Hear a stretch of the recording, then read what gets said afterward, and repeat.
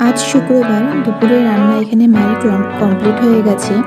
এই যে এখানে তরকারির বাটি রাখা আছে আর নিচে কিছুটা মা তরকারি নিয়ে নিয়েছে। বাবার থালা সাজাচ্ছে, বাবা সানি গেছে, এসে খেতে বসবে।